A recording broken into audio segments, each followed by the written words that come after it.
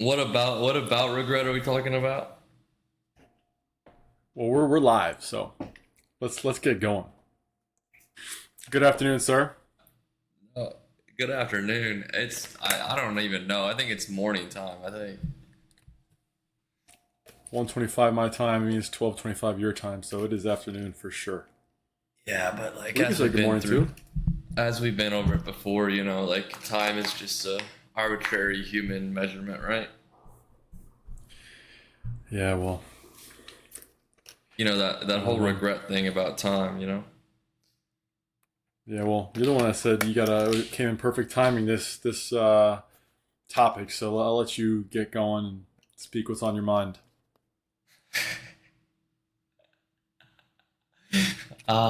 Okay. Well, it's just funny because like I don't even know. I forgot about the topic this week, but it's fine because last night I went out, like out on the town. So first off, I get a text in the morning, and it's from one of the dads that I give lessons to for the kids, and he's like, "Hey, I got Cardinal tickets. My wife can't go or whatever," and he goes, "You want to join?" I was like, "Heck yeah, I do," but I was like, at the time, I was like, "Man, I got lessons and I don't think I can make it." So then I looked at the game time. It was like 7:15, and my lessons got over at like 7:30, and I'm like, "Dude, I can make it." So I texted him back. I was like, "Actually, I am coming." And so then I went out last night, blah blah blah, and me and my buddy stayed after they left, and I don't know, we were just Oh, so hanging you mean out. when you And mean go out? You meant to the Cardinals game? yeah, I went to the Cardinals game, and then after we went like on the town and just I don't Did know. Andre Granillo throw by chance? Huh? Did Andre Granillo throw? Do you know? No, Pajes played, Herrera played. Uh, my buddy knew Mr. Collins on the Brewers, but Hmm. so we got to talk to him on the field afterwards, XYZ, and then we kind of just did our boys thing after the game. And so I woke up this morning and I was like, man, I really regret drinking. Like I didn't have like 10 beers, I had two and a half, maybe three. But like when you don't drink ever, Mm-hmm. it's like I woke up this morning and I was like 3 a.m., 3 beers. Man, I don't know if I made great decisions last night, but that's like on the basic level of regret. Like I don't know. Sometimes you need that little reset, but at the same I time, mean, do you you know. regret it? I mean, I'd imagine not. I feel like if those No, little I things mean, like I had that, a, just have a good time. yeah, right. I had a good time, and I don't regret it. But you wake up in the morning, you're like, oh man, I'm tired. So Yeah. I don't know. I guess I can lead a segue into the regret part of life, and I guess where I want to start is on the back end of regret. Um, is if you're always looking back, like I feel like regret is always a position of looking back in space and time, and I don't know, like when I turn back and I look back on regret of things I did, is like if I put myself back in my shoes of the present moment, there's not a whole lot of events that I regret. You get what I'm saying? Like future For me, sure. like me looking back, like that future me is like, man, like I definitely could have done something better. I definitely could have done this, or I could have done that, or but like in the moment, like a lot of my thinking, a lot of my presence, it's it's not filled with, man, I'm gonna regret this later. A lot like Absolutely. Well, because then that means that means you'd be going against yourself. right, right. So like to me, my regret, the way I view regret is like always like a person of looking back and or reflecting on events, and it's like, man, if I would have worked harder in high school, if I would have, you know, known the stuff that I do now. But it's like, how do you how do you know this stuff without going through the experience, without having the experience? And I always try to tell my kids now is like try to learn from success way more than you learn from or like you learn from failure, because I think we all get to that point where we learn from failure, right? We all learn from failure, and it's easy to learn from failure because we don't want it to happen again. But you can experience failure and success and still be successful. So it's like, how do I how do I learn from those moments of success that I had rather than just celebrating them, or rather than just, you know, continuing his life as is. Like I think that's what separates like the good from the great is those people that aren't satisfied with enough, but are also comfortable being themselves. Like it's a balance point. Mm-hmm. No, it's a, I don't want to say it's a 50-50, but I trust my work process. I trust all of that.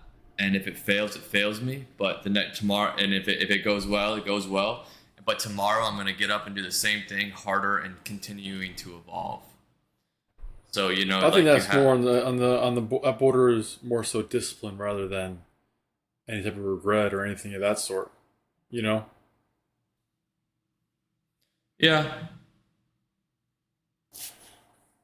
Like where in what way where you're talking about are you does the, let's say, like rabbit hole of regret take you into, you know, these thoughts you're having? You know? That's what I'm curious about. Well, like I said, the only time I really have regrets is when I'm reflecting on previous events. It's like, man, Reflecting on the decision you made to, like, in whatever, like reflecting on just it as a whole. okay, so like the biggest thing, I have to, like, this is the story that I continually tell about this. Like the biggest thing that I regret, like maybe the only thing I regret is, like, for real, is the 2023 off season, 2022 off season. So in between season 2022 and 2023, like there was a situation in AA that I got emotional and I didn't handle well. And like that, I allowed that decision to, like, after, like, once I got emotional about the, like, what was happening in my life, then like I didn't stop it for about 6 to 8 months. Well, I didn't stop it. I would go out on a limb and say God stopped it when he tore my UCL, to be completely honest with you, or when my UCL tore, however you want to say it. Like I was playing, like, in the Texas League, and I was having honestly probably one of the best seasons I've ever had in my life. Like everything seemed to be rolling my way. And then there was this kid that was older than me that I was like dominating statistically wise, analytically wise. And I wanted to be a big leaguer yesterday. Like I was like, I'm a big leaguer now. Like move me up. Instead of just continuing to put a season of numbers together or continuing to be myself and ignoring everything else. Like from that point forward, like the whole dynamic of my life changed. So like my regret is getting emotional about something that is completely out of my control. Mm-hmm. So I'm getting the chills thinking about it, because like I can literally picture myself, we're in Northwest Arkansas, and like they get called, this guy gets called up to AAA, and like I don't know, I was like, it was 3/4 of the way through the season and I was dominating. Like I was leading the Texas League in wins. I had a sub-2 ERA. I was pitching 4 times a week, like literally. Like it was just a week after Amarillo where I threw three straight days, day off, threw again with like 3 holds and a save or some nonsense like that, like ridiculous. And I was like, man, I'm flying, like I'm going, like I'm there. And then like that happens, and so I get emotional about that decision, and I pitched that day. It was a day game, and so I'm emotional, and I take that to the mound, and I don't pitch well, and it kind of unravels, and I get pulled out of the game for the first time, and probably all season, to be honest. Like the first time, like I might be exaggerating that. So I'm walking off the mound, and I just throw a childlike fit. I don't dap up any of my teammates. I go walk down the tunnel and kind of just explode. Like it just all comes pouring out emotionally. And then I got in, like after the game, I got into it with the manager. Like we were borderline yelling at each other, to be honest. And so again, didn't handle that situation well. So like that whole just is stemming, like my biggest regret is getting emotional about something outside of my control. Mm-hmm. Whereas like if I would have just said, screw it, fuck it, whatever, just staying on my path and doing what worked for me, like I think my life is different from that moment forward, because I don't think I tear my UCL because I don't go into that offseason trying to get validated by everybody else. Like I think I go into that offseason and I start asking the question, what do I need to do to be a big leaguer? What do I need to do to be a big leaguer? Instead of what I was doing was just showing up as myself, having a great time, working hard, and being a winner, to be honest. And so like that instance, like that cataclysm, like of events, it went on for like 6 months, like 8 months, whatever it was. And then like my UCL pop, that spring training in my AAA season.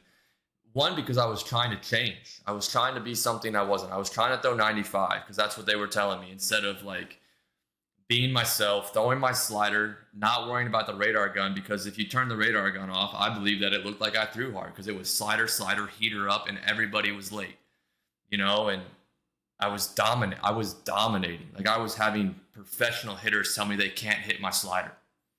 They're like, Neff, I have no chance. And I'm like, yeah, I know.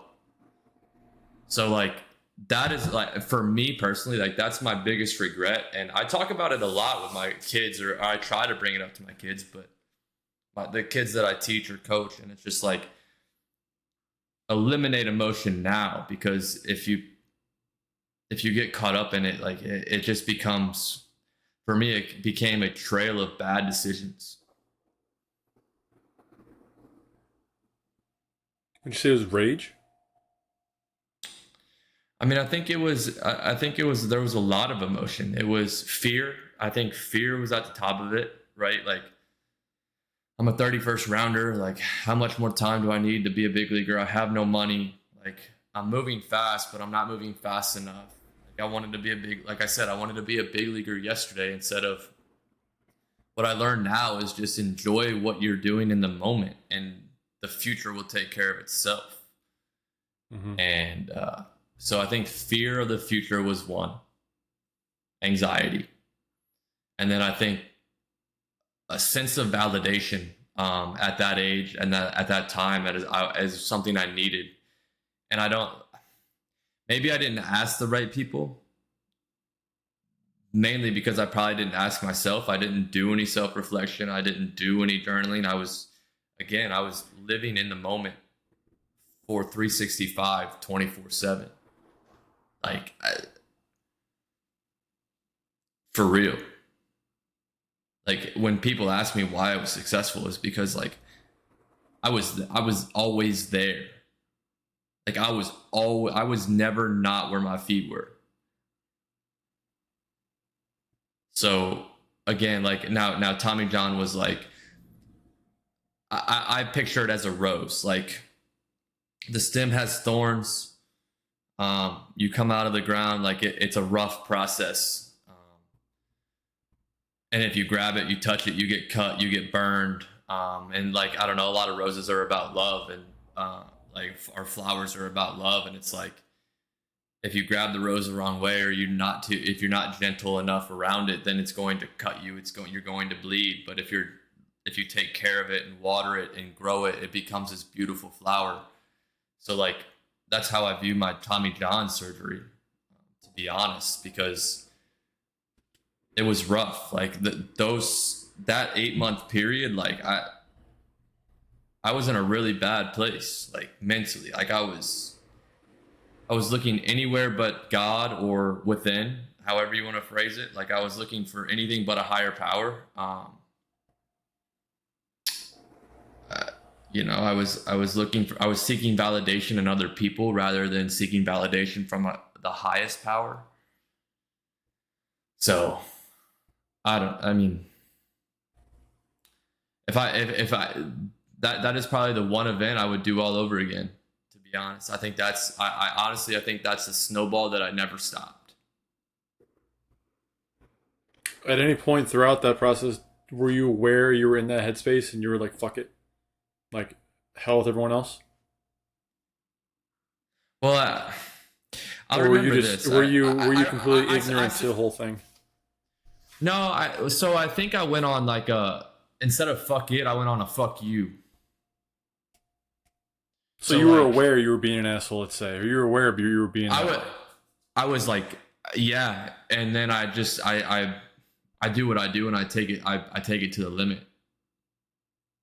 So you allowed it to Yeah, but right, what's the word? You allowed it to take over you. massive size, yeah. Jordan Peterson talks about a lot the whole like letting spirits in. Like every all these people who do horrible actions. It's never just that person in that moment does the horrible action. It's because they let a spirit of whatever it is, rage or hatred or all these things, right, take over them for so long. They spend hours, thousands of hours with this spirit taking over them. And what does that lead to? It leads to the action that they do when they shoot up schools, this and that. Um, so when I hear that basically you allowed the spirit of rage or the spirit of, you know, um, Yeah, I don't know if rage is the right it, word, but something it along turned this. I hear more anger than right, right. So it that's what I turned hear. my mindset turned from everybody's here to help me to everybody's here against me in a split second, Mm-hmm. and I was just mad about it. Like I was like, how do people not see what I'm doing? Type of deal. Like, how do you not see me? Like that Did again. this Like guy get that more was what money than you? I don't know. Like, did All you I know know, where this guy, where he I was in think the draft or anything like that? I think the thing that made me mad is like I knew that the kid didn't take care of his body. I knew the kid, like the guy that got moved up, his like he literally had a back problem, and he was like, bro, like a massive back problem, like where he would like borderline not be able to pitch on some days, and like the thing that I was good at was always being available. Like I was like, no matter how many pitches I threw the day before, I was ready. So it was like, man, what is the point of this? Like, what is the point of super extending myself for everybody else, which is who I am. Like, I'm a giver. Like, I am a giver to the core. So it's like, whenever I stopped giving myself and I started just taking, it ruined my experience because that's not who I am. Did you start to not look at yourself the same too? You look yourself Yeah, in the like I mirror. said, it was dark. It was hard to get up in the morning. I no longer worked hard. I said screw it to the weight room. I said screw it to the mobility. I said screw it to, all the things that made me better. And I was like, why do this? If it doesn't matter, why do it? And it's that like in that moment when like emotions were involved, like there was no clarity. It was like, yeah, dude, for sure. Like I was validating myself in the sense of like that's right because screw the regime, screw the organization. Like I'm gonna do it my way now. Whereas like what made me is like I learned a lot from the Twins, dude. They taught me a lot and they made me way better as a pitcher and as a human Mm-hmm. being. But like I said, the moment that I stopped giving, the moment that I stopped showing up to the locker room with that fun, picking on people and just honestly like I don't know, like I thought of myself as the ultimate locker room guy, like for real, like playing cards, messing around. Like I was on aux damn near every day, like for real. Like people were like, "You play music," because like people, I want to say like people knew that I wasn't trying. Like if somebody wanted the aux, they could have it, or if they wanted a song played, like I remember like his name was Jay Garcia. Garcia would come up to me, "Hey, play Kiss Me More" by Dua Lipa, and next song up is that. So it's like I did my best to take care of everybody. Like nobody cared what was going on, just as long as there was like a good vibe. And again, like that when I got emotional and I started taking instead of giving, it changed my perspective on everything. And again, I didn't stop the snowball after a week. I didn't stop the snowball after a month. My numbers started to suffer. I went from a sub 2 ERA to ending the season at a 4.5. And it's like, dude, if you would have just finished a month and a half at a 2 ERA, like, bro, I know it's not about numbers, but like it's undeniable. Like I'm Mm-hmm. facing elite. Like I turn on the TV now, and everybody I played with or against on that, like from the teams, is in the big leagues, and like, Yeah, it's oh, crazy. Yeah, dude. I was watching highlights the other day. I see just, oh wow, that guy was on the Sod Poodles. Oh, this, that. Like, I just see these guys all over the place. Yeah. So I And feel that. so, yeah. And then I go into that off season, and because I start asking the wrong questions because of emotions, I try to do something that like. I don't want to say I'm not capable of. I think I'm capable of throwing 95, but throwing 95 takes away from who I am. I'm a spin guy. I throw strikes and I don't walk people, and you throw me in leverage situations. So like I went out of my way to go try to throw hard, and when I applied effort to the arm, it exploded. Mm-hmm. And then I like obviously that literally like that literally ended my affiliated professional career, like in all honesty, because like I didn't have a high value as far as a dollar sign behind my name. I just had a high value in the numbers that I put on the field. And in that atmosphere, in that environment, it don't matter. Like you could have a 0 ERA. Like if you are no longer relevant, you're gone. Mm-hmm. And that's something I didn't understand until probably, again, like when I reflected years, months later, when I was like, I am screwed. So, I mean, that's probably like as real as it gets as far as a story goes of my life. Mm-hmm.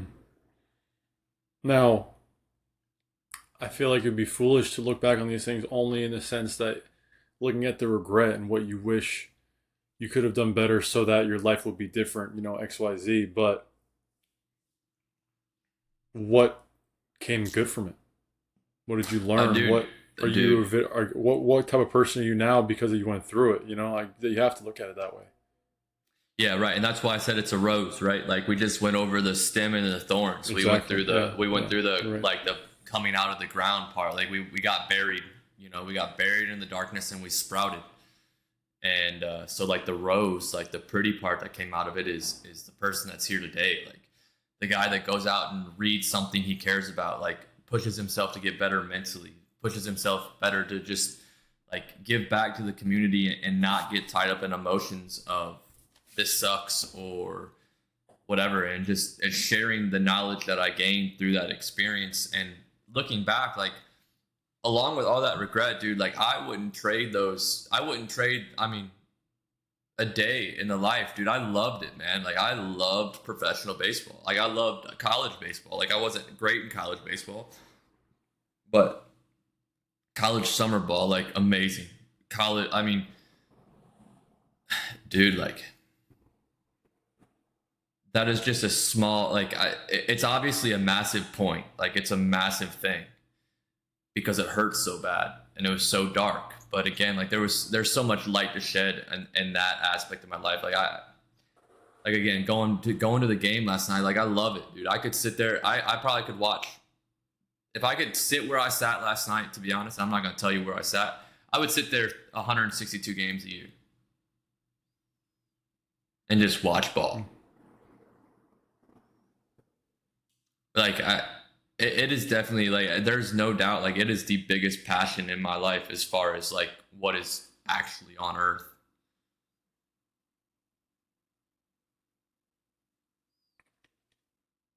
So like Now, the good that came from it is this guy, like the coming out of the mhm. darkness, the journaling, the self-reflection, the helping, the awareness of who I am as a human being. Like it definitely made me evaluate those moments, because like when I was going through the Tommy John rehab process, that's all there was. Like I was so alone that I had to figure it out on my own.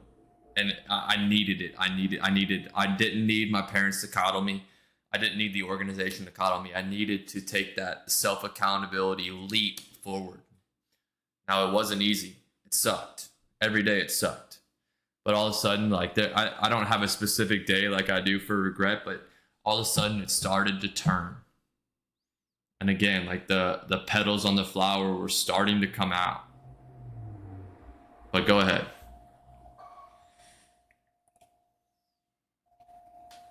Knowing the person you are now, living with that person you are now,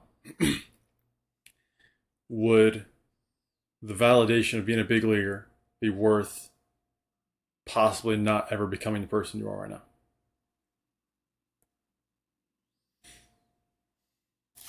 Hindsight 2020, of course, but that's the question that I ask myself about a lot of think if things for my career. yeah, I think if I would have continued on the path that I would have been on, I wouldn't say I was a bad person, but I was a selfish person. So I think to go to the highest level of that sport, I think you have to become selfless. Like I really do, because so many people are pulling you in so many different directions. Yeah, it's become selfish or selfless. I always called it selfishly selfless. Like you have to do what's right for you, but you also have to give, because you're in that position. So like, I do think that's a great way to think. What do I mean by selfishly selfish? Selfless? No, you have to give. What do you mean? People asking you for tickets, for autographs, for things that you might see as senseless, you see as something that's irrelevant. You think that's it's not worth your time. But in those people's eyes, like last night, the guy that my buddy knew gave 20 minutes of his time, and the two kids we were with, like, I don't want to call it life changing, but those two kids, the smile didn't leave their face, bro. So like, now would I have done that? Like, I think I would have done it, but I don't know if I would have done it in the best way. Like now, if I do it, like I would have done anything to make those kids' days. You know, like seeing it from my perspective now, I would have been like, okay, this is not about my time. This is not about XYZ. This no longer is about me. It's about how can I help the next person, or how can I how can I, give to that person that's in front of me. So the validation of being a big leaguer, is that worth possibly not being the person you are right now? I mean, validation of being a big leaguer, having the money. Money's a big aspect. That was the hardest part for me. The validation of being a big leaguer was never really a concern, as the money. I just think there's nothing I want to do more than play. So I don't even know if it was the validation of being a big leaguer. I think at some level it was, like, no doubt, like everybody wants to be a big leaguer. But like, answering the question as who I am right now, like there's nothing I want to do more than go play. So I think that was the biggest thing that was taken away from me during the Tommy John rehab, is I lost my sense of play. I mean, unless you learned it again, I felt like when we were together, I didn't get that sense. I didn't get that sense at all, actually. That you lost your sense of play. Because that's who I was, sir. Like, that's who I am internally. Like everybody, like. So what do you mean you lost it then? Because I was, it became an act. It became ungenuine at times, because like,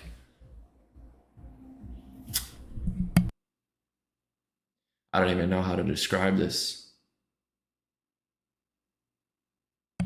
Would you say it was ingenuine when you were at the facility doing your thing because you were trying to just put up a facade, and then when you left is when you let the guard down a little bit, and that's kind of the time I spent with you when we were away? Yeah, I would say that the guy off the field became way more genuine than the guy at the facility. Because you were bitter about the situation, probably from the past. Yeah, and like I was gonna work hard regardless of the situation, but like I butted heads with a lot of people that I don't even know. Like I just butted heads because I was like, screw it. Like I literally just was like, I'm gonna do it my way, and I genuinely could care less anymore. So like the guy at the field, like again, like I think I made those people around me better because they were like, dude, like the things I was saying were accurate, and the things I was trying to get accomplished, like needed to get accomplished for sure. But I don't know if I went about them in the right way. Like when you're going through Tommy John rehab, like for those that have done it, like the monotony of coming in, lifting, throwing, going home, like again, like all I want to do is be on the field, whether that be taking ground balls, whether that be hitting fungos, whether that be doing PFPs. Like I pushed on those things. Like there was a time I couldn't throw with my left arm, and I was like, guys, like I don't want to go from stretch to lift to going home. Like I want to be at the field. Like I want to be in the locker room. I want to be having dynamic conversations throughout the day about life, about baseball, about shop, about XYZ, about what's going on with your family. Are you okay? Like like I don't know how many times we were sitting there in the training room and or in the locker room, and those conversations exploded into a 45 or an hour long, like in depth, like who are you? And like that was me at the field for sure. Like that's me in real life. That's me borderline every day. But like when they wouldn't let you go out and play and throw, like they were like, Neff, like you're wasting your time going out there and throwing right-handed. I'm like, what is 25 minutes to y'all? Like why? Like I'll never forget it, dude. Dave Rack, like and I probably shouldn't say his name, but like they had such a strict time schedule. They're like, if you're a non-throw guy, you have to be in the weight room. I don't remember the times. Let's just say 9 o'clock to 10:30, whatever it is. I don't know. And I'm like, from 9 o'clock till 9:30, I'm going to be outside. I'm going to be on the field. I don't care if I'm not doing nothing. And like I pushed, dude. And dude, in a week span, I sat down with 4 different guys, and again, I was emotional about it. I was like, look, like what do you guys want me to do? Be a robot? Like you want me to just check boxes to check boxes? Like I'm sorry, it's never been who I am. So like honestly, like that was a part of the growth too, is like you have to stick up and stand up for yourself. And I do think at some level they respected it, because like I'll never forget like my trainer Danielle, like as a PT, like all the love in the world for her, but like when they released me, she was bawling, and like I don't know, I don't, it wasn't an act. Yeah, you know what I mean? Like those relationships I built were no longer ingenuine. Like everything that I was saying or everything that I was doing was completely heartfelt. So like the people that were taking care of me, I was taking care of them, and everybody else that was not in my way was irrelevant. it's not a coincidence though. No, it's not. Danielle, because I had great experiences with her. She was your PT, but she wasn't mine per se. But when I had my back went off pretty bad, really bad, where I couldn't even walk for basically a week, she was. There's still a stretch that I do to this day, too, that are directly from her. She like worked with me for like an hour. She saw I literally couldn't walk, and not like my PT wasn't doing anything, but I don't know. It's just she was either she had more expertise and she knew how to help me better than my PT did, but she literally got me walking again within like a day and a half, and I was like, and then it slowly started progressing after the nerve got kind of released a little bit. Less pressure on it, then things started, exponentially getting better. But nonetheless, she was there and helped me a good bit. But what I'm getting at is it's not a coincidence that people that go the extra mile, like for people that aren't even theirs, in that situation where you have your assigned athletes and you're willing to go outside of your athletes to help them out and do this and that, right? Man, I would be up there in the pavilion at the quad complex, like that middle pavilion thing they got, where all the scouts sit up and watch the four fields. I'm up there, 3 o'clock, 4 o'clock in the afternoon, 5 o'clock after dinner or something, just reading and watch the sunset. You remember you could see the sunset right over the high school on the other side of the street. I mean, no one's around. You know how it is. Like around 1:30, 2 o'clock, like everyone is Gone. out. The place is locked up, no one. And I see Danielle doing laps around the field. I see her doing things like on the field, just like for herself, like her own like exercise. And I see her in the weight room and I'm walking through. She was like alone at like 5 o'clock, 6 o'clock at night. And that's just her. You know, you think like people like that, they're willing to they have that thing within themselves for themselves, and when they have that, they're able to give more. I feel like, if that makes any sense. Well, So and Danielle's I a think great example. I feel like, from what I just said, it's not a coincidence. it's where like real recognizes real. Like I know it's a cliche saying, but like I was willing to do anything. I was willing to do anything physically. Like and they knew it. Like I talk about this day a lot. There was a day in I got released in July. There was a day in June that I'll never forget it, dude. Like I walked into the room and I was like, bro, I'm done. Yeah, you told me. You know, and like normally like more than one staff member would go out of their way to be like, hey, what's up? And nobody that day.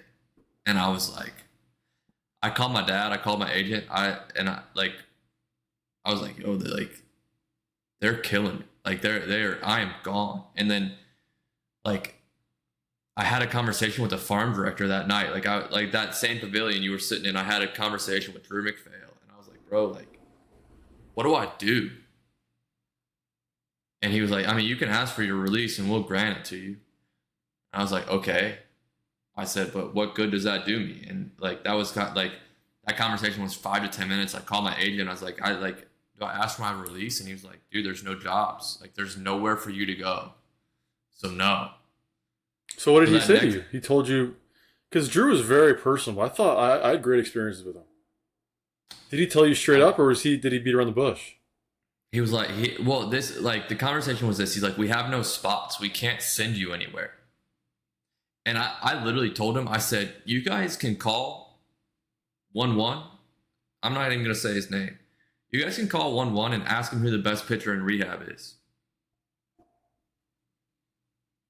Like, the fact that you don't have a spot for me is absolutely out of this barnacle world. And he's like, Neff, like, it's no longer about numbers. And I said, okay. And so then the next day it was different. The next day, the what do you call it? The pitching coordinator, Danielle, and the strength coordinator, we sat down and had a conversation and said, what's next? And again, it went back to throwing harder. So like they put me on that French I don't know if you remember this. They put me on that French contrast weightlifting. They put me on that thing. I got that Aura ring to track the energy I was expending. And I went balls to the wall for a month and a half. And like they were putting me on that velo program. I run and gun 99, 100. I think honestly, I don't even remember what it was, but I remember Kenny going nuts. Kenny's like, Neff, that's incredible. Like I was throwing the ball harder than I've ever thrown the ball in my life. Like I was like literally, like I was running, pulling down. I believe it was triple digits. Like, and I honestly, like, it's crazy that I don't remember because that's how irrelevant it was to me. Because I knew, like, and that should have told me everything I needed to know because I should have, in that moment when it meant nothing, I should have been like, that is not who I am. If I could have, like, if I could go back and, like, reframe it, I'd be like, go throw a slider 85 miles an hour at 20 inches of horizontal. Now, that would have been a realistic goal I would have been beyond stoked about. Because it was been like, okay, if I can throw that at 85, it doesn't matter if my fastball is 76. Yeah, we'll do the math. How's that possible? I'm being sarcastic. I'm being stupid. Like, it didn't, like, that would have been a realistic goal for me to be like, okay, you are, like, your slider, honestly, like, my slider was my ticket to the big leagues, and there's no doubt about it. Nobody could hit it. Lefty, righty, it didn't matter. Like I said, the big leaguer came up to me. He's like, I can't hit your shit. And I was like, I know. So, yeah, like I think, again, and that's what I want to coach people on is like, whenever I coach my kids, like I don't coach them for who I am. I try to put myself in their shoes and coach them for who they are because like, I was being imposed on somebody that I was not. And I was such a people pleaser. I was such I needed validation in that point in my life.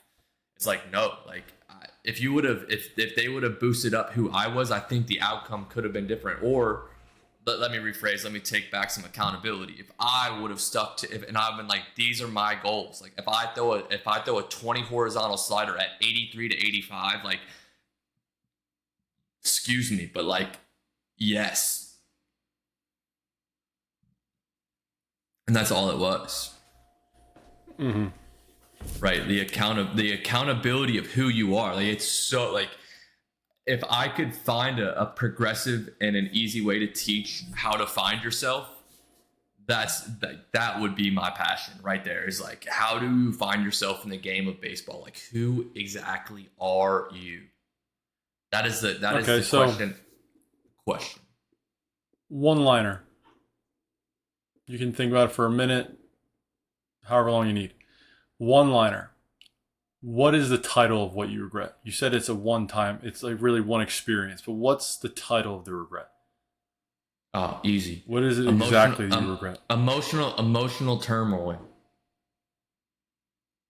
Emotional snowball.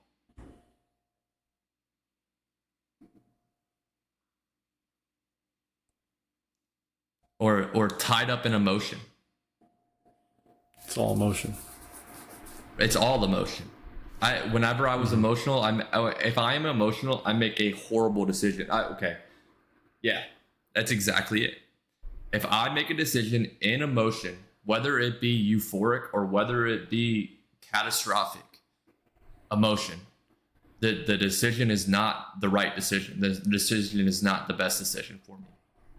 Well, that's a life lesson that I think it would be silly to not try to apply to everything, because if you make decisions in everything, like if you eliminate emotion to every decision you ever could possibly make, whether it be with your wife, whether it be with your job, whether it be for your personal decisions of what you want to do tomorrow, you may be riding high on something in that moment that makes tomorrow doing that thing again may seem great. But if you just let everything subside and make a clear-minded decision, your life will dramatically take a turn for the better.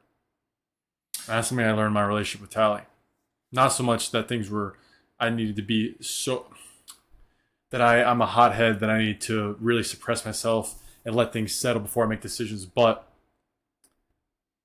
not allowing emotion at the beginning of the relationship. We've talked about like how I felt so strong about her, this and that, not allowing those emotions to dictate things I said, the way I acted, and to try and act the same no matter what. And what that did was that gave me the freedom to not feel suffocated, because God forbid you put yourself in a situation where you are in a situation to where you overdo it because of emotion, and that emotion subsides for whatever reason. Then you're in a place where it's like, well, I said this and I don't go back on my word,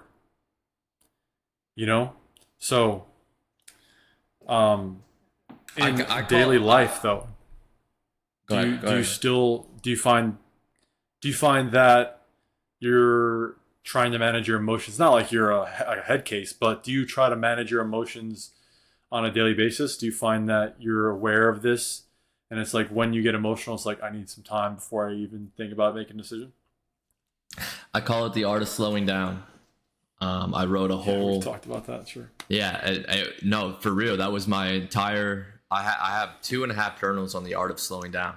And it's... If I ever get to writing a book, that is the title of my book, 100%. And so I think of life as a moving meditation. Like if I feel something, I have to breathe. Like I try to tie movement to breathing, because the only way to get past emotion is to let it go. And the only way to let it go is to breathe. Like, it sounds crazy. Like everybody's like, breathing is natural. I'm like, yeah, but like you have to actually come back to thinking about your breath rather than just breathing. Like everybody, like I was giving a lesson the other day, and I was like, all I care about is the deep exhale. Like all I care about is the exhale. I don't care about where the ball goes. I don't care what your delivery looks like. All I want you to do is breathe. Like, think about breathing. And I'm like, it's simply that. It's like the conversation you had with that girl on the ski slope that day. Yeah. Remember that? I do remember that. I like coincidence, or whatever it is. It's just like, man, like I could talk about it forever. Forever. I mean, to tie it to me to a certain extent, the exhale where you blow away, exhale, they're the same action. One's like deliberate, like a push. Obviously, you're really blowing away, and exhale is just natural. You don't really notice it sometimes, but when I'm when I have thoughts in my head, things have been going on the past few days where I notice my mind's a little more chaotic than normally. I find myself where I'm constantly deliberately like imagining myself blow these thoughts away. And I see it in my mind, in my space. I see it blown away. So that exhale for me acts as a letting go as well. Deliberately though. You can't just it has to be it has to be an exhale where you're aware of your exhale. It doesn't have to be a blow, but it has to be an exhale that you're aware of. And the only you can be aware of it is if you're aware of your breathing in general. So um, yeah, I feel like if anyone spends time meditating any type of way, whether it be an active meditation, whether it be a formal, legs crossed meditation, whether it be laying down meditation, if you spend any time in a meditative state, even like yoga to a certain extent, it's the more of like an active meditation, but everything is breath oriented. Everything is breath oriented. And there's certain practices when you do yoga. It's just like you just think about breathing for an hour or for 15 minutes, whatever it is, how much time you got. So I found that to be true in my life, but yeah, How about next week we jump into your regrets or regret? tell you what, I don't really have many. I don't think I have. I have one. I'll tell you what, because I asked myself. I know we don't have a lot of time left, but like I asked myself if I could go back, would I change anything? Right? And there's things that come to mind where it's like, well, out of high school, when you get offered $1.5 million, would you have taken it? It's like, well, college is the worst experience of your life. Yeah, without a doubt. Would you, if you didn't have that, who would you be? I don't know. The relationships I made, like I have so many super, yeah, but I'm just saying, like, I don't really have regrets about it because I'm glad that it happened to me. I needed that. How about a reflection on the past? How about a reflection on the past then? I don't really think that's necessary. Okay, fine. I don't think thinking about the past in any way other than learning from it. How about Presence by John Luca Show? I can talk about the presence. I can talk about that for sure. I will say one regret though, since we're talking about it. I this is a regret that it comes to mind. It sounds silly, but it's something that I really hold true, and I regret doing this. When I was baptized, my uncle Zio, he's my godfather, gave me this necklace right here, and it had a matching bracelet. 18 karat gold. Not like it's super, super, super expensive, but just the significance behind it. My baptism chain. I was not even 2 months old when I got this. And in like 2019, 2020, I think it was right after 2020, right around COVID time. The bracelet, I didn't have much money. This is before I signed. I had that much money after I signed, so it was definitely before 2020. I went to one of those places and I sold it for like, I don't know, $400, $350, whatever like the weighted gold was. What I mean? They just weighed it and they just gave me what that gold was worth. Man, that's something that I regret all the time. So much so that I went to Italy just recently. Like I was nervous for him to ask because he noticed this, but I was nervous for him to ask, why I wasn't wearing the bracelet or if I had. Like I was nervous. He didn't ask, thankfully, but that's something that I'm ashamed of. And of course, there's other things that I made decisions when I was a kid and things that weren't the smart decision. But one thing that recently came to mind is actually just recently, where it's like the idea of boyhood, manhood, right? It's if you make decisions while you're still a boy before you've began the journey for order, you transition into like becoming a man in your eyes and living in a way that fulfills that. Yeah, you can't really do anything about the decisions you made as a boy. You can just of course, accept it for being foolish and being an idiot.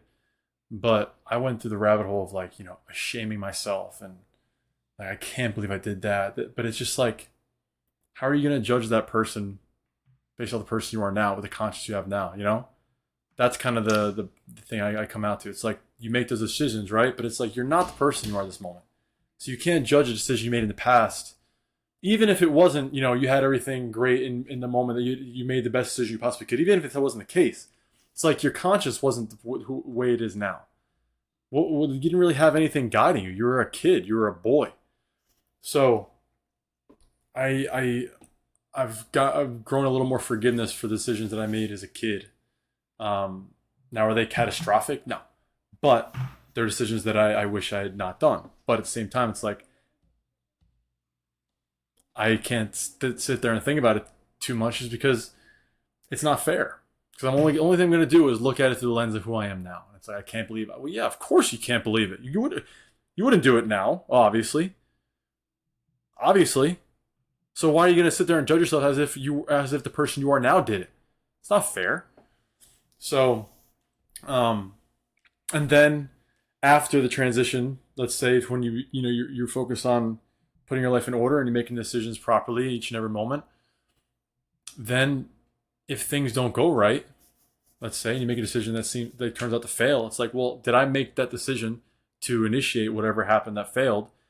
Did I make that with the best of my ability, thinking that that was the best thing for me in that moment, with all the knowledge and all the wisdom that I possibly could have had in that moment? Did I do the right thing that I possibly could have asked for?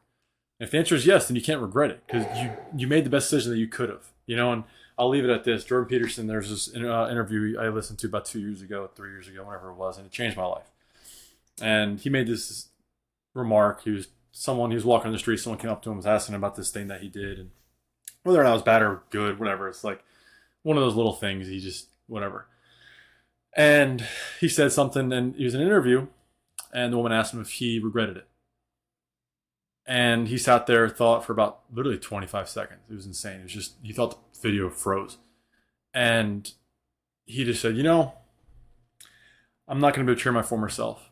I made that decision. I stand by it. And that's the biggest lesson of regret that I could have learned, that I think people can learn in general. It's like, if you trust the person you are making a decision, like, the regret can't be because it failed. The regret has to be because you made the wrong decision, or you went against your instinct, you went against yourself in some way, shape, or form.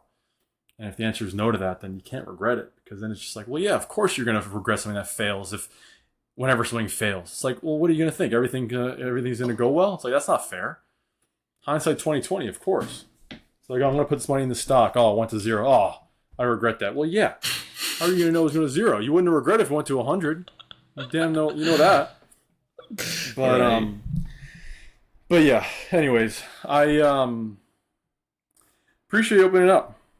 I know I could tell, and I was glad to sit back and just listen to all that, because the saying that things happen the way you need to. I feel like that was something that you needed to take over and take control of, because from whatever it seemed like that was something that you needed to talk about. So I appreciate you opening up and letting us in.